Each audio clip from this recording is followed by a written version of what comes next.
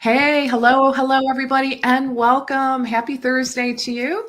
And here we are. I'm so excited about our show for you today because, specifically, if you happen to be probably like many of us who would love to be writing on a regular basis, maybe, doing a regular blog, having a newsletter, all those things we know we should be doing. Maybe you would, you've got a book idea inside of that head of yours. Well, my friend, it is time to get that idea out of your head onto paper. And well, honestly, a lot of times the challenge is, we get stuck. We just don't know how to get started. So, if that describes you, or if you have a little bit of that imposter syndrome, right? That perfectionism, maybe questioning your authority in this space, you are definitely in the right place. So we are going to be talking with Carrie Dennett, and I'm so delighted to have Carrie here with us today. Carrie is from Nutrition by Carrie. And today we're going to be talking about getting your words out of your head onto the page. And those of you that don't know, my name is Leslie Bytel, and I work with private practice practitioners and helping them to create multiple streams of income in their practices. And that would include, courses, group programs, memberships, and of course, passive income products. So let's jump in. Hey, Carrie. Hey, Leslie. Yeah, I'm glad to be here. It's been a while. Been a hot minute, as they say. Yeah. Right? Yeah, really delighted to have you here with me today. And so what I want to do is have you, so I've got your bio here, but sometimes it's more fun. Instead of me reading your bio, tell us a little bit about your background, because you have a very intriguing background. And I will say one that has served you very well. So tell us a little bit about, where you've been and how you ended up here. Yeah, well, I am a second career dietitian. My first career was journalism. I have my bachelor's degree in journalism. And I became a dietitian because I kind of transitioned from working for newspapers, being a reporter, to doing healthcare copywriting.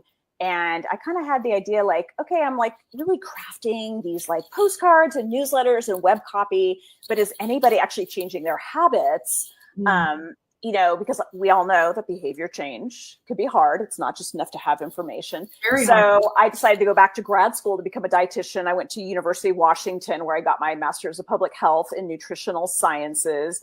And while I was still in grad school, I became the nutrition columnist for the Seattle Times, which I've been doing that since spring of 2012. I can't believe it's been that long. And I also, I write for Today's Dietitian magazine. Some people might be familiar with Environmental Nutrition newsletter, and I do editing and writing for some Harvard special health reports. And I have a virtual private practice, which was virtual before the pandemic even started. So I was clearly psychic. So yeah, I wear a couple different hats and I love it. Fantastic. So you started as a journalist. That's what's so interesting about your background. So you started as a journalist, went back to school, and you're essentially a second career dietitian, right? Right. And but I really love how you have combined these two areas of expertise and professions. So now it sounds like you are seeing clients in your private practice and a brand new service. Tell us about that. Yeah, well, it's interesting. So kind of, for backstory, and it is funny, when I was still in grad school and I went to FNCE, I was going to FNCE every year, and I went to one of the nutrition entrepreneurs networking events. And I was kind of mentioning that, my first career was journalism. And so many people were telling me, oh, well, you'll be fine then, like, oh, you can write, you'll be fine.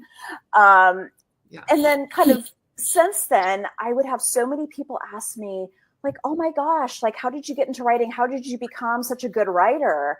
And by that point, I'd been doing it for so long, it was just as natural to me as breathing, really. Yeah. So recently I started thinking about, okay, for people who, they don't have a journalism degree, they don't have any formal training in writing, maybe they kind of enjoy writing or they just want to do writing.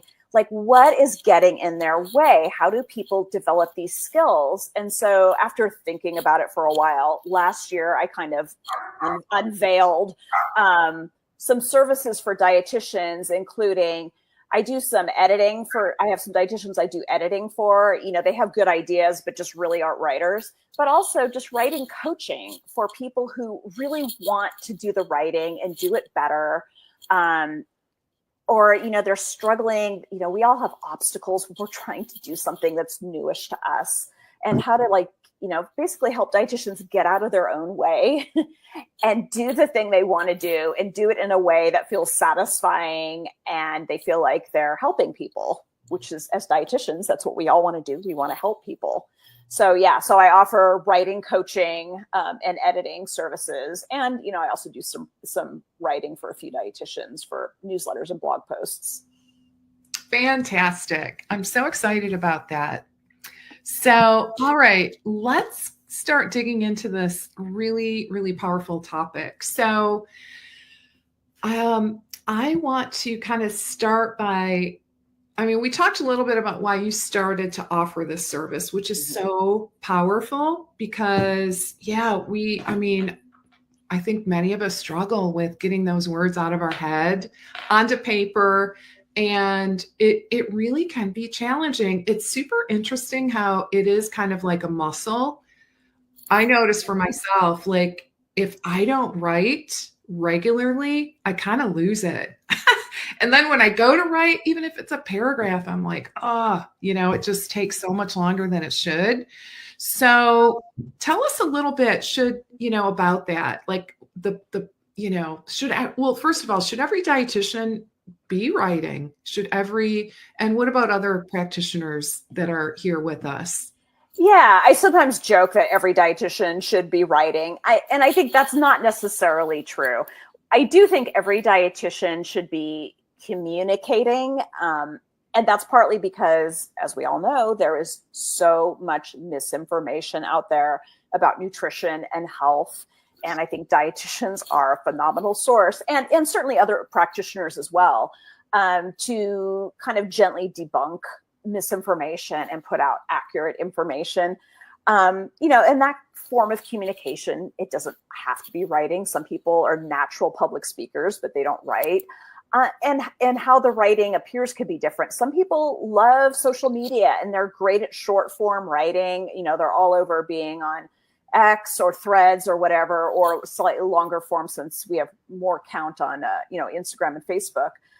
But, I think for people who want to do longer form writing, and it doesn't have to be like writing articles for pay, although it can, but blog posts, putting that information out into the world in a understandable, easy to read, compassionate way. And I think that's a comment I've gotten really since I started my Seattle Times column. So many people have told me that they read my column and they don't feel like I'm scolding people or telling them what to do. And I'm like, why would I do that? I'm glad that comes through in my writing, because I think so many people feel pressure to eat perfectly or, exercise perfectly. And when we can just, kind of be friendly and like, look, I know you're trying. Here's this information that may helpful and may guide you away from going down the wrong path. I think that's something really significant. I agree. Yeah. And it's interesting you say that because we're often viewed as the food police, right? Right. And I want to shed that, kind of, I don't know, misnomer. I don't know, at least I know that's not how you approach things. No. You're like the complete polar opposite. Tell us about, share a little bit about your philosophy. Well, my philosophy, in my private practice, but that also carries through into my writing, is I'm a weight inclusive provider. I'm health at every size informed. I'm also a certified intuitive eating counselor. And, so those things really come through. And in my private practice, I have a few different components. Like I work with people on with IBS on the low FODMAP diet. But even that I do through a food freedom approach. Like, this is our goal, so you can eat as many foods as possible while managing your symptoms. But most of my clients are women who have dieted for years and they're trying to get off that diet roller coaster. They've tried intuitive eating on their own and maybe, they're kind of struggling, or they've heard about it and want to know more, and really just helping them trust their own bodies. So important. I know when I had my practice, that really was, I mean, I weave that philosophy into all of my work. And that's kind of the cool thing I think about intuitive eating is you can take this philosophy and kind of carry it over to a degree within a lot of different niches in nutrition. Okay, so let's talk a little bit about practitioners, maybe dietitians specifically, who are actively debunking nutrition myths, say on social media, right? Right. So what are your thoughts on that? Because there's a lot of myths, right? Oh my goodness. So many. Social media, and it's kind of shocking and confusing. Oh my goodness. I honestly, I feel for the consumer, because sometimes it kind of makes my head spin, right? My head spinning. I can't imagine what the consumer's thinking and feeling. Yeah, that's exactly right. And that's something I sometimes do communicate in my writing is like, wow, I heard this or I read this, and if I didn't know better, I would have totally fallen for it, because I never want people, whether it's a client I'm working with one-on-one or it's somebody out there in my, my audience when I'm writing, I never want anyone to feel stupid for falling for these things. I want them to understand, of course, it's really persuasive. A lot of nutrition information comes packaged in pseudoscientific jargon that, if you don't know otherwise, sounds totally legit. Yeah. And I really want people to understand that. And I spent most of a weekend watching that new Netflix food documentary.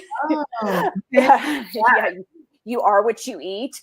And which was really interesting, because part of it was based on a actual legit research study by a researcher from Stanford I really respect and have interviewed before. So I watched this and I was pausing constantly to fact check, to take verbatim notes. I ended up writing 2 Seattle Times columns out of that. One's online right now. The other one will be up next week.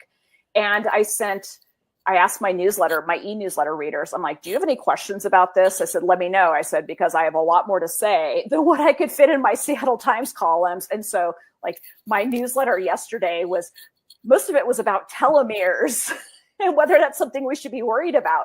Not something I usually write about, but it was actually kind of fun. It's like, oh, this is not a topic I usually write about.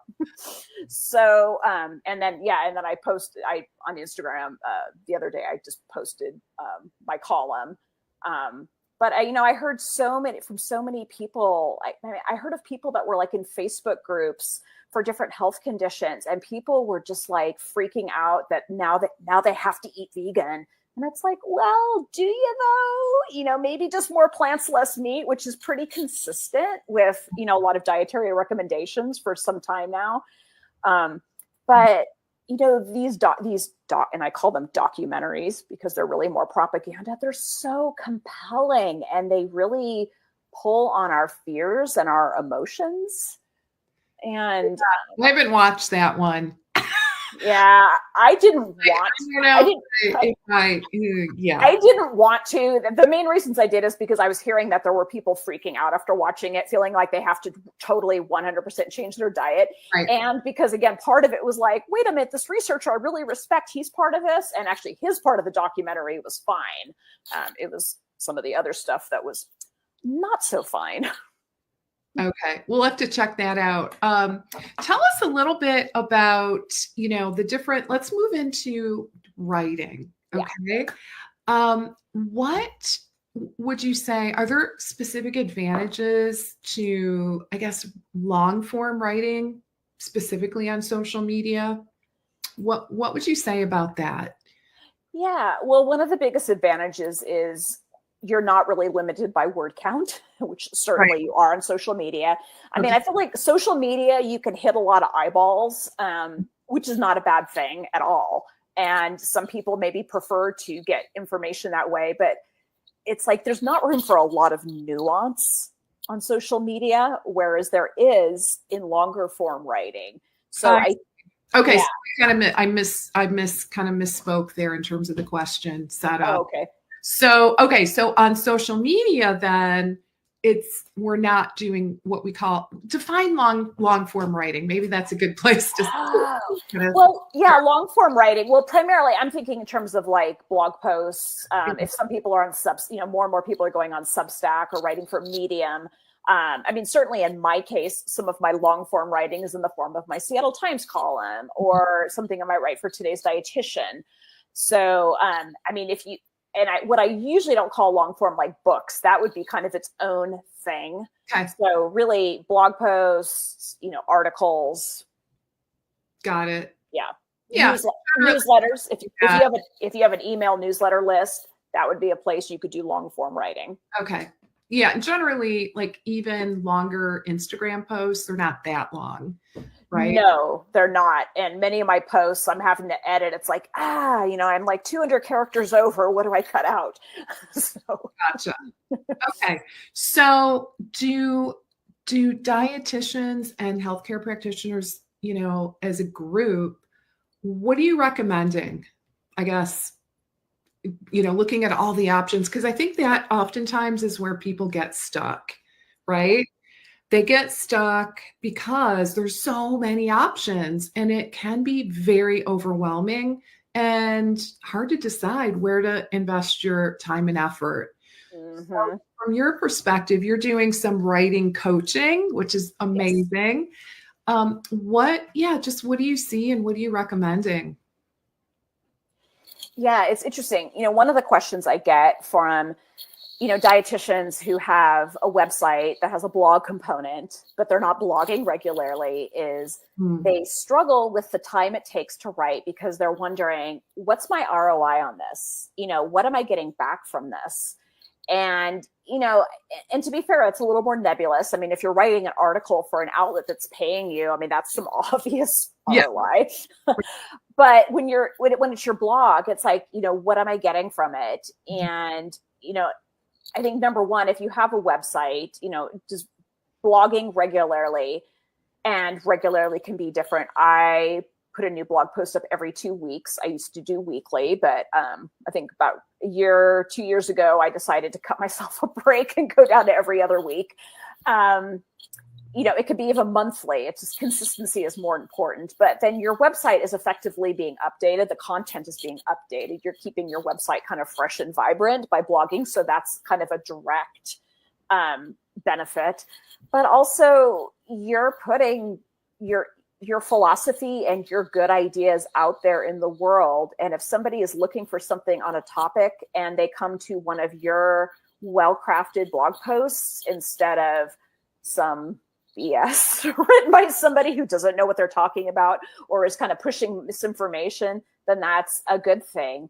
And it can just kind of show and I use the word authority lightly, because especially being an intuitive eating practitioner, I feel like each of us is the ultimate authority on our own bodies, but that we know what we're talking about.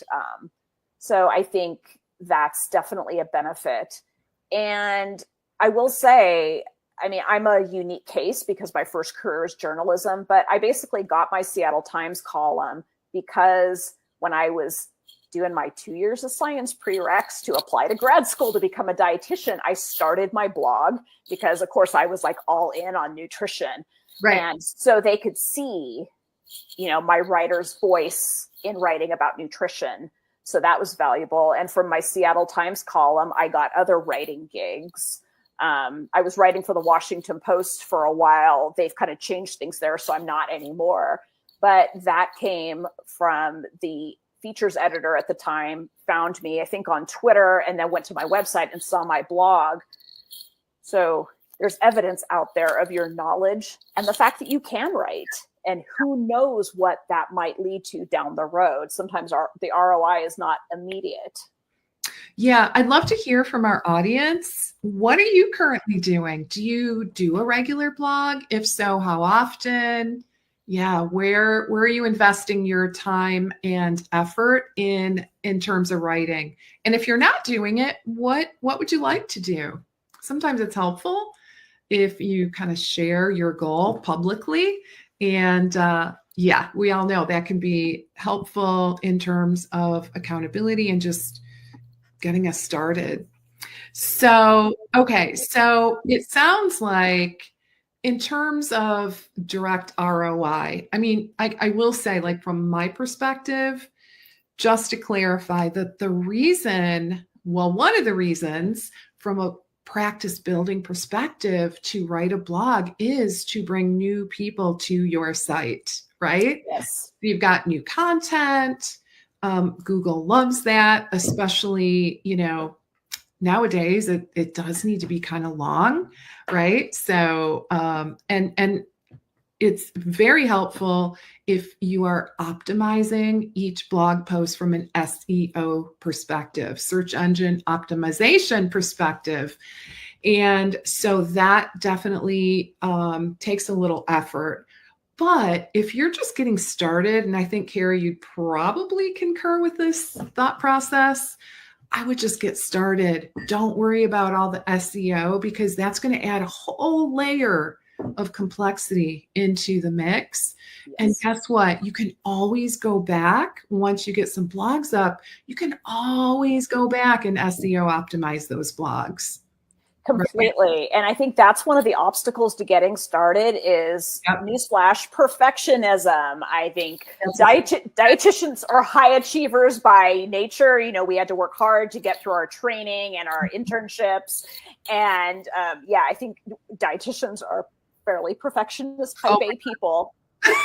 Yeah. I know. Yeah. And I have to remind Who can relate to perfectionism? Show of hands. And the really interesting thing is sometimes we don't even know we're doing it.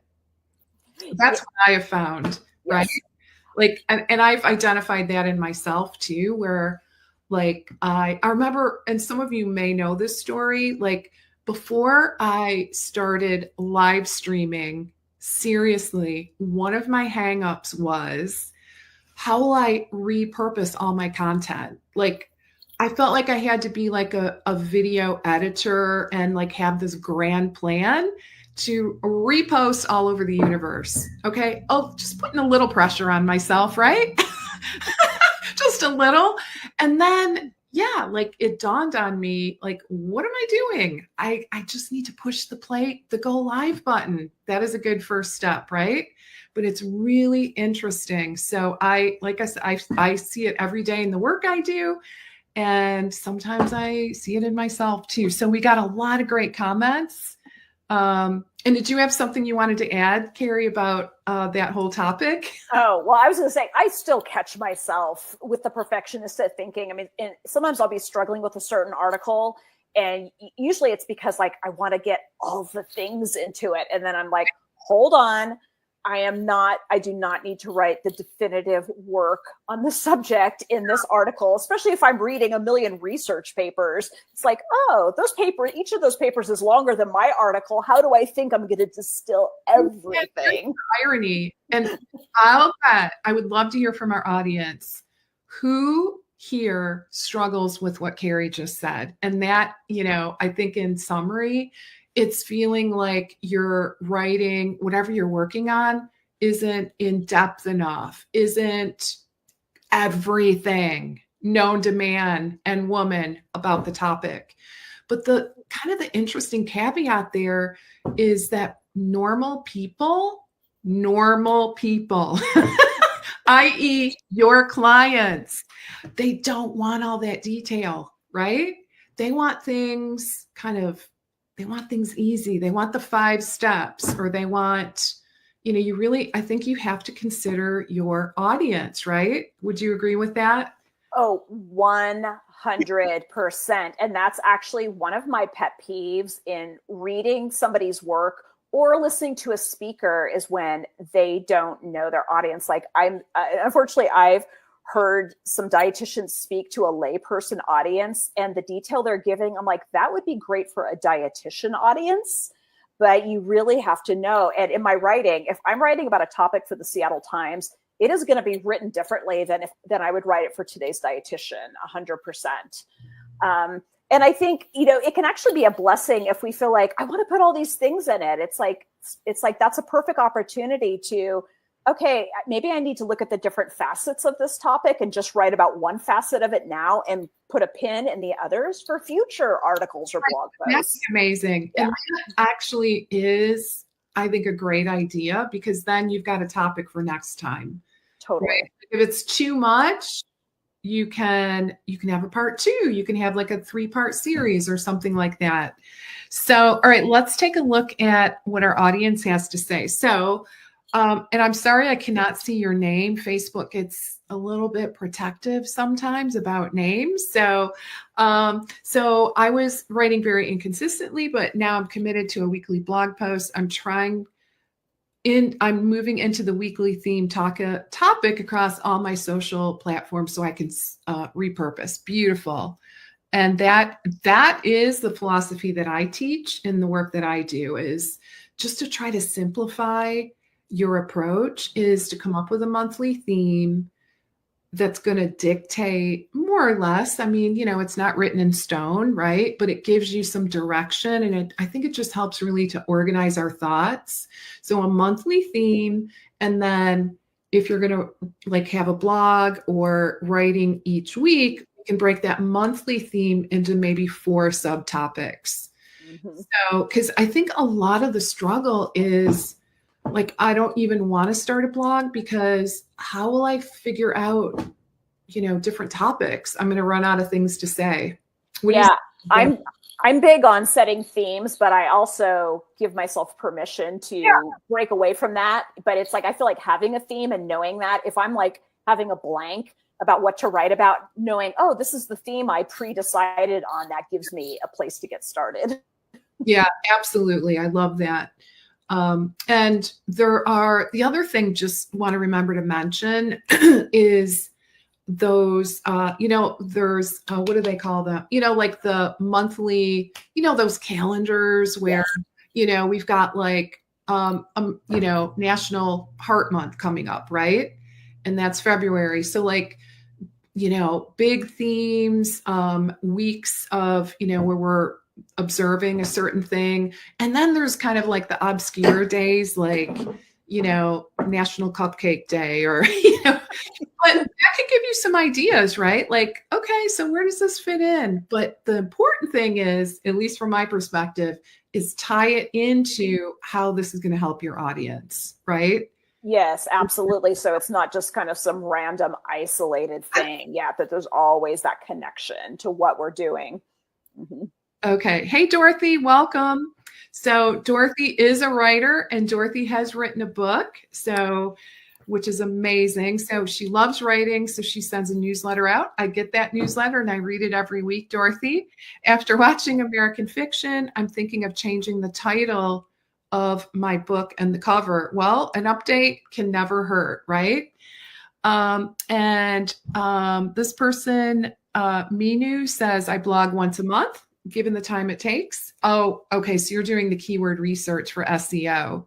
That makes sense. It really, really does. Because if you're doing that process, that can take some time. So good for you. Hey, Jelena, welcome. I love it that you were able to join. So Jelena says, I rarely find myself reading blog posts, so I feel hesitant to write a blog. So these days I feel like video content is more relevant, but I do see the SEO purpose of blogging. Do you have any thoughts about that? See, that's where it gets kind of interesting, right? It does. Sometimes it's hard to separate what we're interested in personally or professionally to what maybe our ideal demographic or our ideal client is interested in. Over the years, there's been things like, is blogging dead or whatever, but no, blogging is still very much alive. And if that's the kind of thing people are more likely to consume, that kind of information, then it's worth it. But I mean, video is great. And there's a lot of people that prefer watching something to reading it. Mm-hmm. So sometimes I'm the reverse. There's, for example, I'm a paid subscriber for Virginia Soulsmith's Substack, and I rarely listen to her podcast episodes, even though I want to. I usually just end up reading the transcripts because sometimes I get backed up on my podcasts. Yeah. So everyone's different. Absolutely. And on that point, so what we do in my business, Jelena, is we will write a blog first, and then we'll take that blog and turn it into a YouTube script, right? And I'll record the script on YouTube. So yeah, it really kind of depends. YouTube is its own thing as well. And, I mean, I'm a huge fan of video. So I would just start with whichever direction just, feels more comfortable. Right. And of course, consider your audience as well. Yeah. And when I'm not currently doing Instagram and Facebook Lives, I'm just kind of on hiatus from that, but that's exactly what I was doing. I was using my blog post as a script. I am a big fan of repurposing, whether it's breaking down something into social media, just any way we can repurpose. I think sometimes there's a fear like, oh, well, if I take a blog post and repurpose it as a video script, people are going to be like, wait a minute, she already had a blog post. People don't notice. People really don't notice. Yeah. And interestingly, no, I don't think they notice. And some people, like you described yourself, Carrie, we have preferences, right? And interestingly, we may not even pay attention to the other thing, right? So if like I'm a YouTube kind of gal, I might not even really pay attention if you put a blog up. So, all right, Sharon, welcome, Sharon. So Sharon says, I write a blog monthly for my integrative medicine practice, and my biggest challenge right now is the website, the logistical part, having to do with design. So my question is, if you can recommend any subscription that has medical graphics that can be downloaded and used in a blog. Ooh. That? Not specifically. I mean, I have different, actually, I get a lot of images through Canva lately because I have a paid subscription to Canva. And there's other places, but not specifically for medical graphics. And I get how that could be challenging because what you find through the run-of-the-mill, photo services, whether they're free or paid, may not be meeting that need. Yeah, so, Canva, because they do have quite a big variety. They do, actually. I'm kind of surprised. And some of those I've seen, like before I had paid Canva, I was getting free images. I think I was using Unsplash a lot. Mm-hmm. And I've noticed, but Canva, they'll have some stuff that's on Getty, which is usually paid. So it's interesting that they really do have things from different places. Yeah. So hopefully that point you in the right direction. Let's talk about, let's try to help our audience with some of their challenges. And guys, share what you are challenged with, all right? Because we got the expert here. And so Carrie can help us, all right? So let's pick her brain. I would just say most people have a hard time getting started, right? It's very challenging to start a habit such as writing, especially when you're not super confident that this is where you should be investing your time, because we get scattered, right? All these different, shiny gold objects everywhere. Right. We do a little of this, a little of that, a little of this, and before we know it, another year's gone by and we really haven't dug in and gotten traction with any particular thing. Anyone relate to that?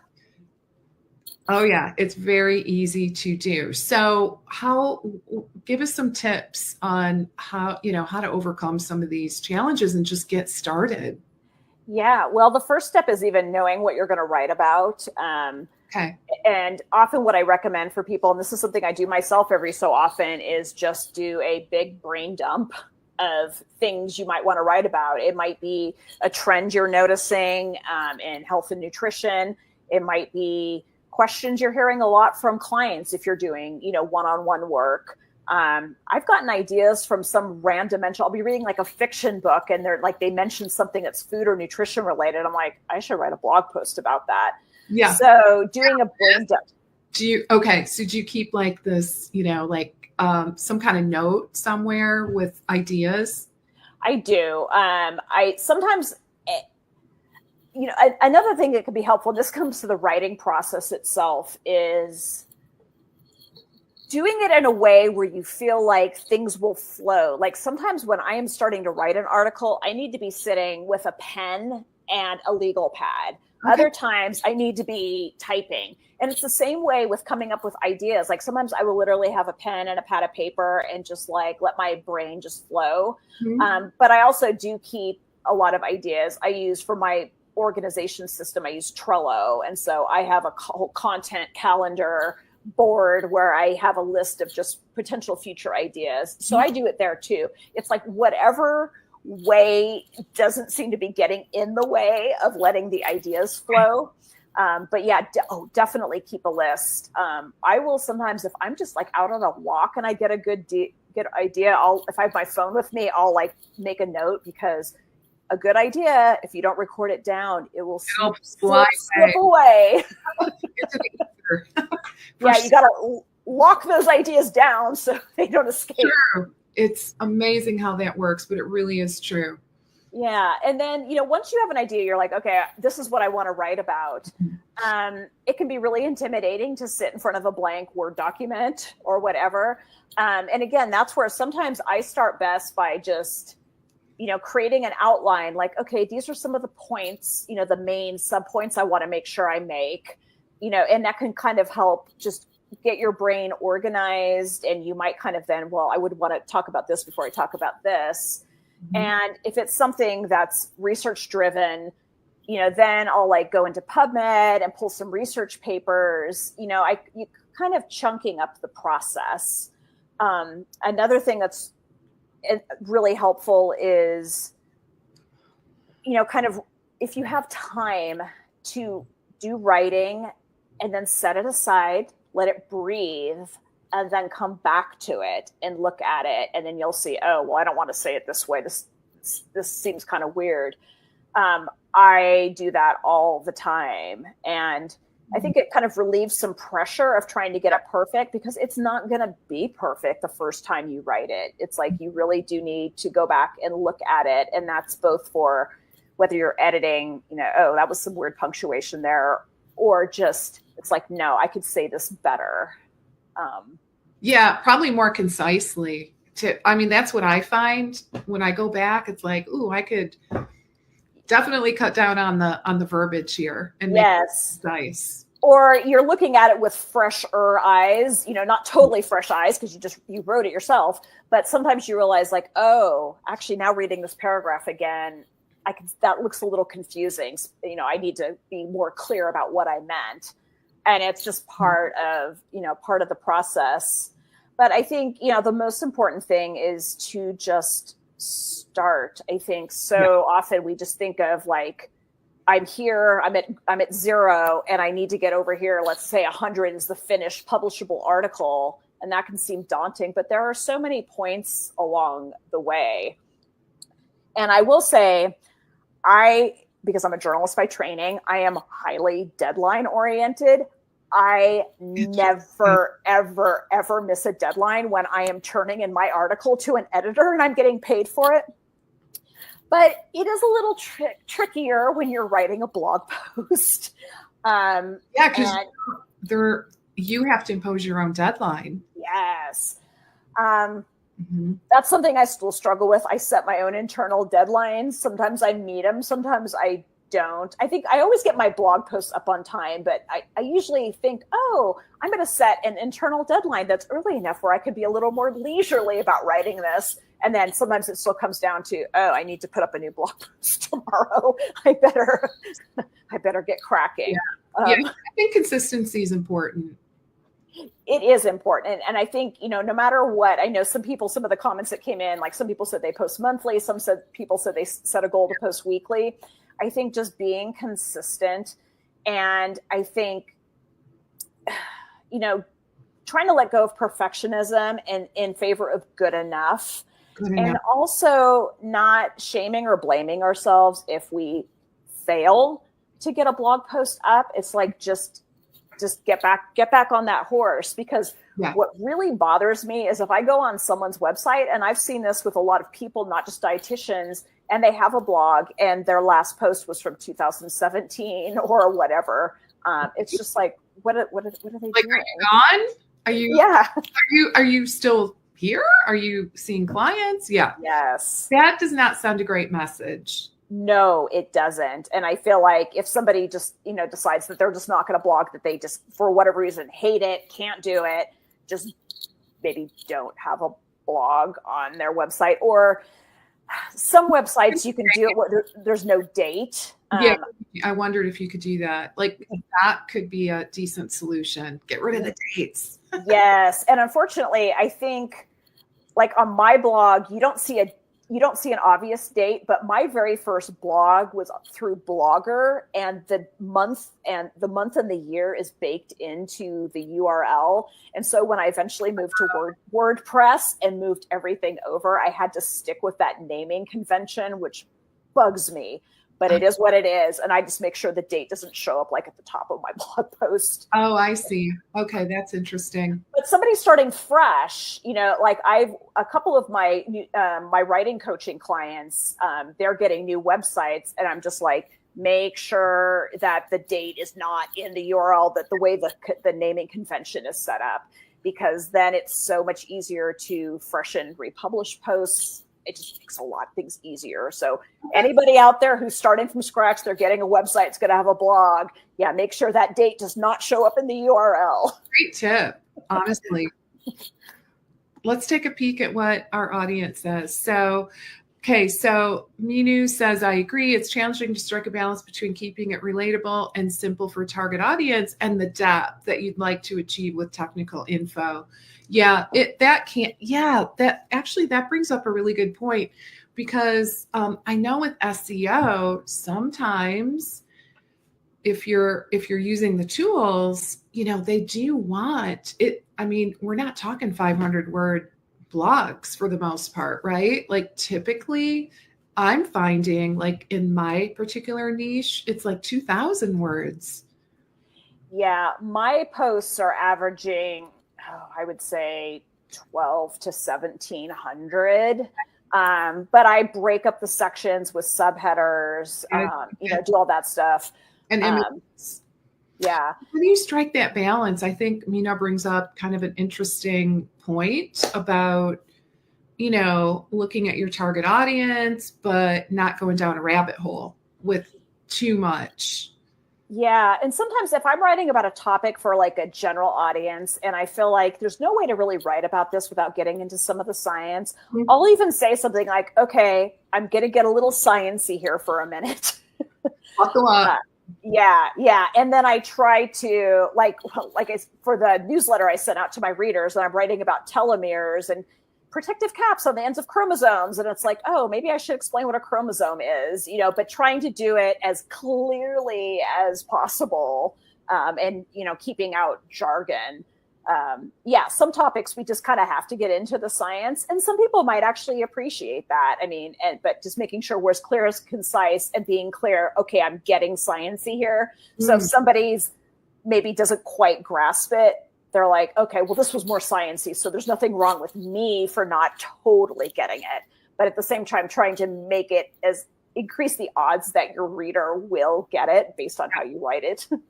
Yeah, that's such good points. Hey, Tanya, welcome.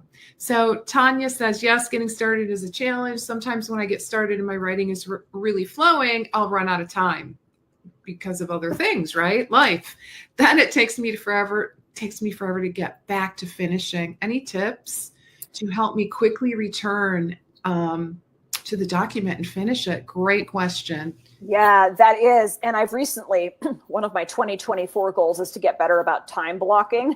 So sometimes I'm like, I have an hour to work on this, but then I need to go to something else. Mm-hmm. Usually what I'll do is I'll just like type, assuming I'm typing it, a couple little notes for myself at the end about that give me a clue to where my thought process was when I was leaving off.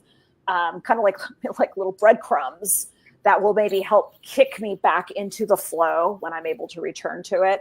And that does kind of seem to help. Great idea. Yeah. Time blocking is the answer. I mean, in the bigger picture, right? Obviously, it's not always going to work. No, and I try to, and it's because I juggle so many different writing projects. I mean, my own blog, articles for different outlets. And I find if I'm like, okay, I'm working on this article for an hour today, then I feel like I'm making progress on more things rather than like, oh, shoot, I haven't even started working on this yet. So it's pros and cons. Angelina says, how can you plan time managing for blogging? Any tips for setting goals and working towards writing more efficiently? Yeah, well, definitely putting it on your schedule. It can't just be this thing in your head that, I should kind of work on that blog post. It needs to be on your schedule, however you do it. If it's a to-do list, if you use like Trello, Asana, something like that. And I feel like the work starts well before you're going to write, like having some kind of loose content calendar, whether it's themes, that you then go back to like, oh, I was going to write about intuitive eating. Oh, let's write specifically about this. Kind of knowing what you're going to write about. And then if it's something you have to research, kind of like maybe setting time, like, okay, I'm not going to start writing today, but I do want to go in and see if there's been any recent research on this, and just really kind of scheduling it in like you would anything else. It's so easy to put blogging on the back burner after paid work. And we have to make a living. So I 100% get that. I have that circle with creating social media posts too. It's like, I'm not getting paid to do that. But if it's important, if you've decided it's something that is important and will, bring value to you, whether directly or down the road, and provide value, then getting it on your calendar, on your schedule, and making the time for it, because it won't make time on its own. You have to do it. Yeah, I don't think it'll happen. Yeah, no. I try to do that like pretty much with all those sorts of things. It's in my calendar. And I do know, like, okay, I've got an hour blocked out for this. It's like, I got to do it now, or I'm going to have to do it at night. Right. So, I mean, that's usually my motivation. Like I want to wrap it up. I want to get it done. Right. So right. Yeah. Or, Sunday, which sometimes does happen. Yeah, I try to not do that. I think I started getting better about protecting my personal time, Leslie, when I was working with you as a coach, like having a vacation that was actually a vacation. And I really, that was so amazing. Yeah. And I try to be more protective about my weekends and my evenings, not that I never, and if I have to do something, I try to pick something that's actually kind of fun, which sometimes is writing a blog post. Like, oh, I'm actually looking forward to writing about this topic. I just didn't have a chance this week. So, yeah, that makes me so happy that stuck with you. Yeah. So I've had that conversation recently with some of my clients. Like, you have to take one day off, at least, right? Yes. No more 7 days a week. It's not worth it. Okay, so Mino has a good question. When you're pitching an article to be published in a health magazine, how do you make your content stand out? Ooh, great question. Yeah, well, it's, if there's an element of timeliness, that definitely helps. And also making sure it's a specific kind of subtopic. Like, I'm just trying to think of an example. You wouldn't just say, oh, pitch an article. I'd like to write about menopause. And I just said that because I'm currently, for Today's Dietitian, writing an article about eating disorders around the menopause transition. Okay. So, you want to, okay, there's something I want to write about, like what's like a sliver, what's a specific angle, and is there a hook? Is there something timely about it? If you see clients, you say, this is a question I'm getting a lot from my clients. And so I know that the public is a segment of the public is wondering this too. Some kind of relevance to it.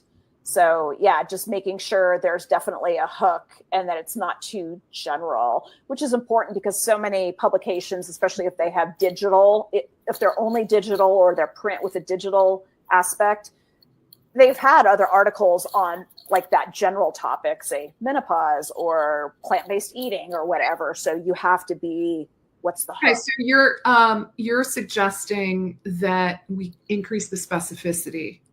Yes. Okay, it's like niching, right? Kind of.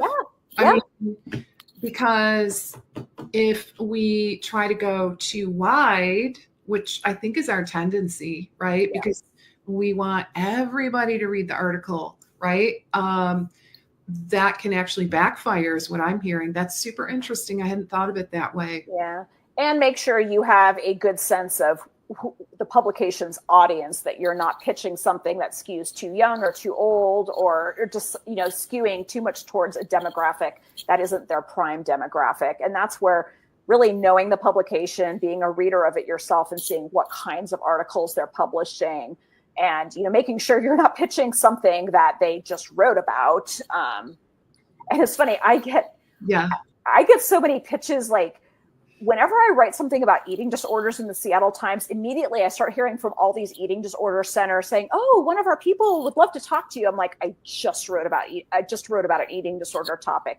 I'm not going to revisit an eating disorder related topic for like many months. So just the timing sometimes is critical. Right. Oh, that's interesting. So you want to kind of cycle. Yeah. You just wrote about it. It was just published about like a certain topic.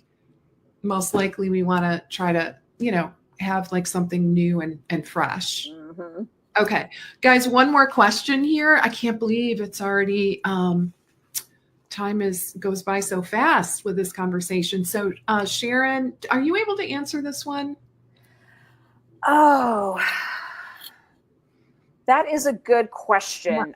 I have done that and cited where it comes from, and I've seen other people do it. Like I'm just thinking Abby Langer, who she's like great for debunking. She had a screenshot from the study that was the hook of the Netflix documentary.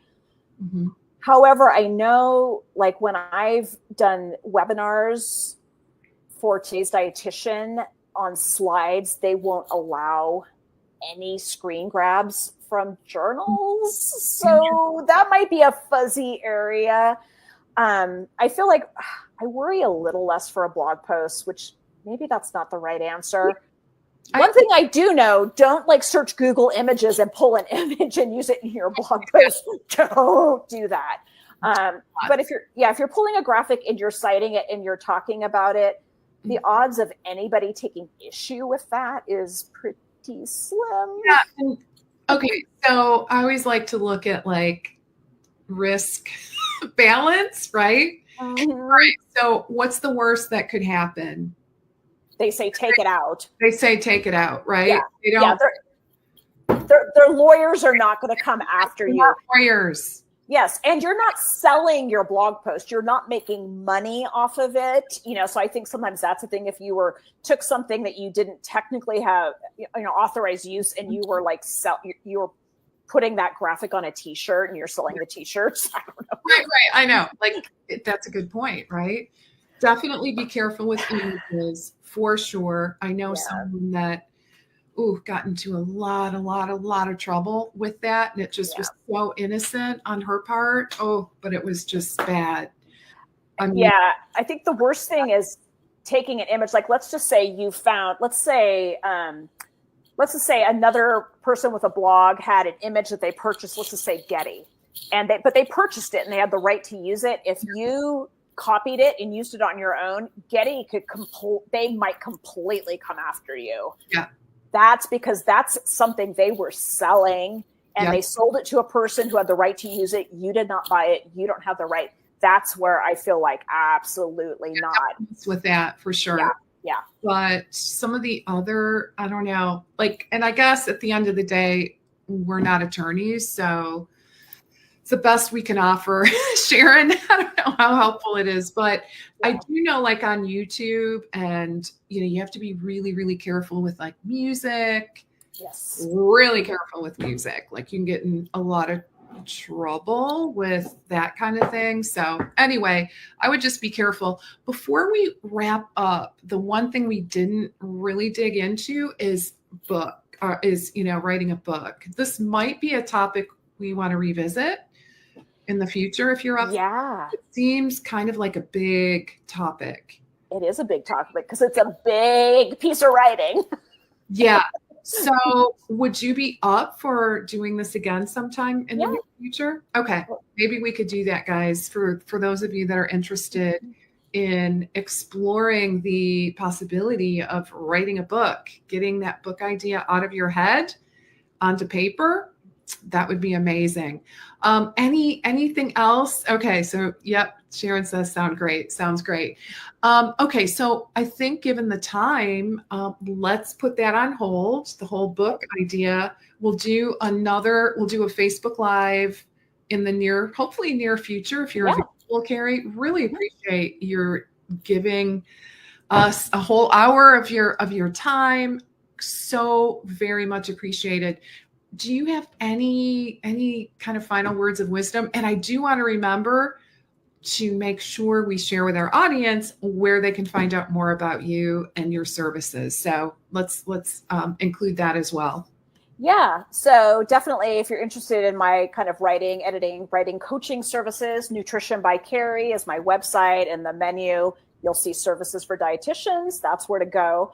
And in terms of final tips, I think, if you have an interest and desire in writing, you absolutely can write. It's just devote some time to it and know that the more you do it, the better you will get and the easier it will feel, at least most of the time. I still have some articles I struggle with, but it is, Leslie, like you said, it is a muscle. Yeah. And the more you flex it, it gets stronger. And like anything else, if you decide you wanted to learn to play the piano and you never had, it would feel pretty rocky, but the more you practice, the better you'll get. Writing is the same way. So create that habit, just like you help your clients, right? We all help our clients to create new habits.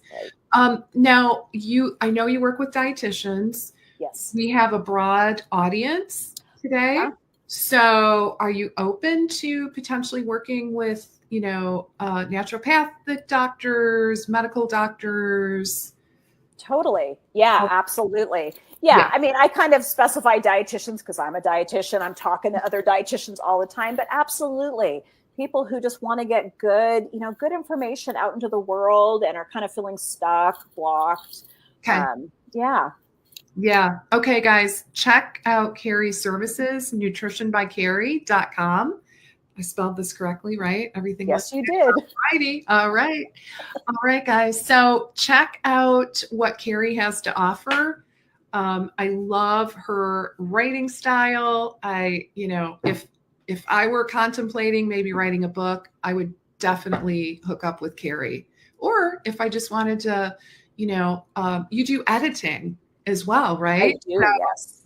So like you could take a stab at the first draft of whatever it is you're working on and maybe work with Carrie to amp it up, right? Let me ask you a quick question. Do you work with anyone on writing website copy? Yes, I have. I'm not currently working with anybody, but I have. And I feel like that's important because I think it's so often website copy often feels more personal because we're kind of writing about us and what we do, what we offer. Mm-hmm. And sometimes that just feels hard. Like we're bragging or something. It's so hard to write one website copy. Yeah. Yes. Super. It can be very challenging. Yeah. And one of my specialties is, because I am a weight inclusive dietitian, for people who are in the weight inclusive space and really are not sure if their copy, if their wording is really weight inclusive enough, I do kind of help people look at that and like, okay, well, we can tweak this, maybe use this word instead of that word. So kind of finessing that, because I know I've learned a lot and how I write about that and convey that has changed. Okay. So yeah. Awesome. All right. So definitely check out Carrie's services, nutritionbycarrie.com, and we will have Carrie back on and we will kind of bookmark that. No pun intended, right? We'll bookmark that topic of writing a book. All right. So more to come on that. Thank you so very much, Carrie, for joining us today. Really greatly appreciate your time. Thanks to our audience for showing up as well and having so many great questions. So hope you guys have an awesome rest of your day, a good weekend, and I'll see you next time. All right. Bye, everybody.